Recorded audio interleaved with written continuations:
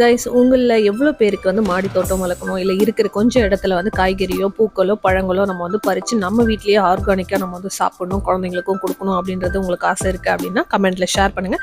So என்னுடைய வீட்டு தோட்டம் வந்து ஒரு சின்ன சைஸ் தோட்டமாக நம்மளுடைய வீட்டுக்கு முன்னாடியே வந்து வச்சுருப்பேன். அது எல்லாருக்கும் தெரியும், நம்மளுடைய சப்ஸ்கிரைபர்ஸ்க்கு ஃபாலோவருக்கு.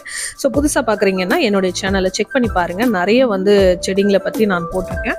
ஸோ அப்படி வந்த ஒரு பப்பாளி மரம் ரொம்பவே ஹெல்த்தியான ஒரு சூப்பரான மரங்க. அதுலேயே வந்து 2 டைப்ஸ் ஆஃப் வந்து எனக்கு பழம் பிடிக்கும். நீட்டு பழமும் பிடிக்கும், குண்டு பழமும் பப்பாளியும் வரும். ஸோ அதே அந்த பழத்துலேருந்து சீடு எடுத்து இப்போ திருப்பி போட்டு வளர்ந்ததில் நிறைய பூக்கள் எடுத்து காய்கள் பிஞ்சு பிடிச்சிருக்கு. ஸோ அந்த மரத்தை தான் உங்களுக்கு வந்து இப்போ காமிச்சிட்ருக்கேன். பிக்சரில் இருக்கிற மரம் வந்து ஆல்ரெடி நான் வச்சுருந்த பெரிய மரம். இதிலேருந்து சீடு தான் நான் எடுத்து போட்டு வளர்த்துருக்கேன். ஸோ ரொம்பவே சூப்பராக ரொம்ப ஹெல்த்தியாக வந்து நான் வளர்த்துட்டு அதுலேயே நம்ம பழங்கள் பறித்து சாப்பிட்டுட்ருக்கோம். இது வரைக்கும் நான் கடையில் பப்பாளி வாங்கினதே இல்லைங்க. இந்த வீடியோ பிடிச்சுன்னா ஒரு லைக் பண்ணுங்கள்.